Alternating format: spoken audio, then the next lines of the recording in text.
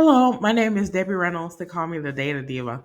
Today I want to talk about data privacy and a lawsuit that's currently going on between the New York Times and OpenAI.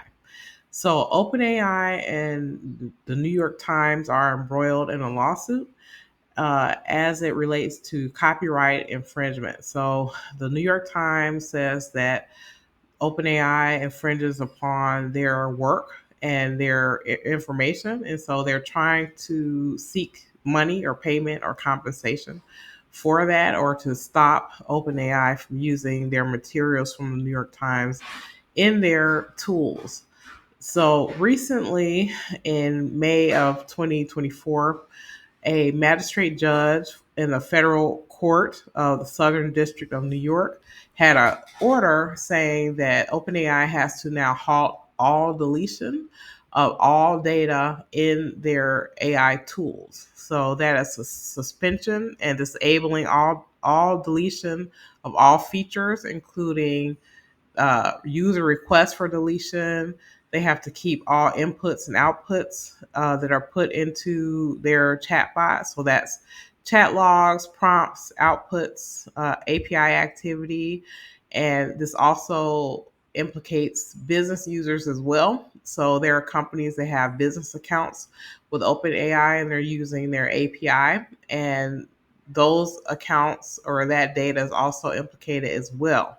So this case, I don't think anyone saw this as being a privacy issue at first when this case first started, but now it's become what OpenAI is called a privacy nightmare, which truly is. So it means that because of this court order, OpenAI can't fulfill their contractual obligations to organizations about like deleting data or keeping data or doing different things. This definitely has big implications for OpenAI in jurisdictions that have more privacy regulations, like the EU.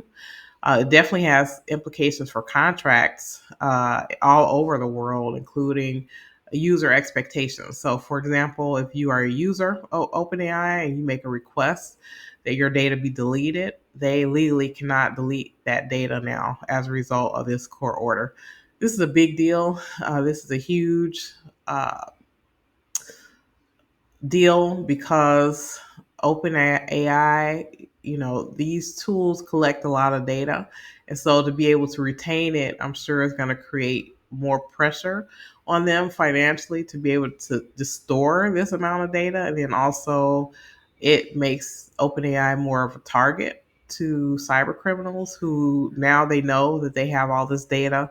It just creates more risk for them and more risk for users. Also, I think that this will create a situation where if companies or people want to have suits as it relates to some of this data that they think is in these chatbots, they'll probably have a flood of additional lawsuits or litigation hold requests because companies or people know that they are required because of this case to retain data. So it remains to be seen what's going to happen with this. There are some precedents actually for companies to say that the retention of certain amounts of data are unduly burdensome. I think this would be a hard thing for OpenAI to argue, especially because of all the money and funding that they have.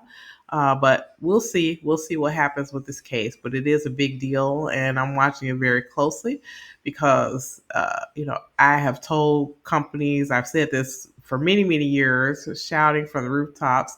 It's very important that companies understand that they shouldn't put their confidential, proprietary, sensitive, or even personal information into these chatbots for reasons like this, right? So it's fine to be able to use them, to be able to get some type of utility out of them. But once you're putting your personal, private, confidential, sensitive, proprietary information in it, it gets scrambled, it can get lost, or it could be held, as we see in this lawsuit. So, again, it remains to be seen what's going to happen with this case. It's very interesting that it took this turn, but I'm really interested to see how this plays out, especially as it relates to the retention of data and giving people and even companies more control back of their data.